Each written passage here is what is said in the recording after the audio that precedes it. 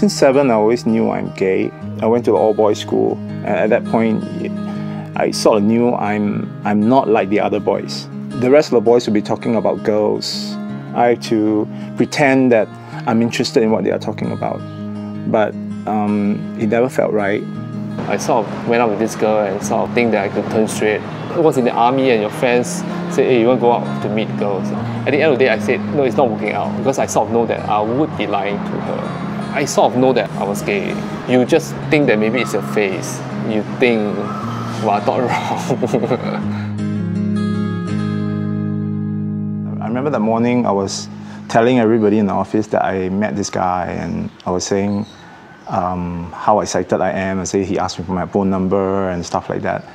And I still remember a colleague telling me that to forget about it, he's too young, because back then he was only 21, 22. And then I received a pager and that number, and I was a bit confused. Well, I tried calling, it didn't work.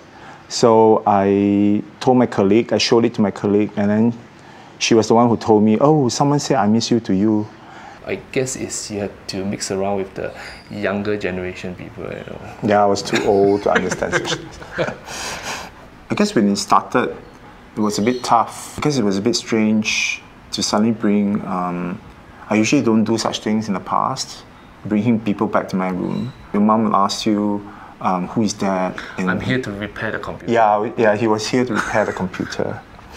Then, my computer is down, and my friend is helping me. And then, cannot solve the computer problem, so he's staying overnight. Stuff like that. And we just get more and more creative with the reasoning. But after, like, I think maybe like 4 or 5 years, I stopped giving reasons really. That's Cody. He's a golden retriever, though he looks like a Labrador now because he has hair shaved. Welcome to the war zone. I'm a hoarder, so over the years it just piles up. Yeah, I tried packing it many times. I will pack them and then things will just accumulate again. Well, just look at the shelf. It's like it's going to sprout mushrooms and...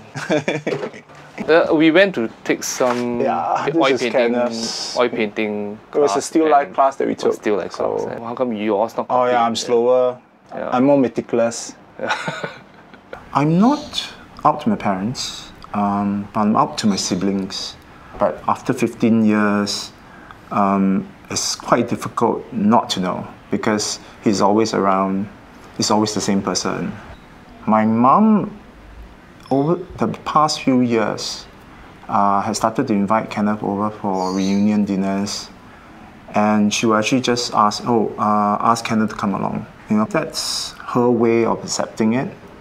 I think at first it was a bit awkward for him to sit at a reunion dinner. I think it's just all me feeling as if like I'm still the stranger in the house or something like that. But I can see that the rest of the are actually trying to include me, because I guess I'm grown up in a society that I still feel it's the stigma for that. You feel as if like you are always not legally part of the system or somewhat, so you feel that as if at most you're still on the outside. It's been 15 years, and like I said, I think quite early on in the relationship I really realized that he's going to be the one I want to spend the rest of my life with. He's in a way, I know this is cliche, but he's really my better half. A lot of things, the way I do things, a lot of things, the way I handle things, I look at macro, and he's more the micro. And so I fumble a lot, and he's always there to help me, and he's always there to make things okay. And I really can't imagine what it would be like without him. I probably won't be in Singapore anymore.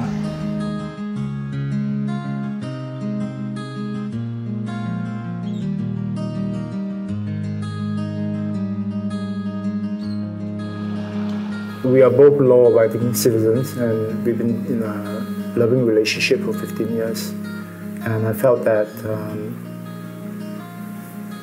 we shouldn't be treated as criminals just because of our sexual orientation. After reading the Court of Appeal's judgment on Tang Hong, we decided that we could do our part to represent the gay community as a gay couple for 15 years. And hopefully the law can be repealed and we can all move on. Singapore being an advanced economy, still retaining such an archaic law. With this law, I think it's labeling all gay person as criminals, and I don't think that's just. So I think it's about high time, they repeal this. They said they will not actively enforce the law, but the very fact that Tan Ming Hong was actually arrested under 377A shows that they can we will never know when they will enforce the law, and it will be a constant threat to all gay people. And since the law is not actively enforced, it's not going to be actively enforced, then why keep it? Why not just remove it? Come down. I think both of us are a bit concerned. What's going to happen it's a bit daunting, will we have reporters hanging around our house, or we were a bit concerned, not just for ourselves, but more for our families, with the support from our friends, not just gay friends. We have a lot of straight friends who actually send us messages, pushing us on and saying that they support it because it's a human right thing, not just a gay thing. So with that support, we felt a lot better that we are not out there alone, and it's a community thing now. We're very glad that we did it. So let's hope that, the law will be repealed.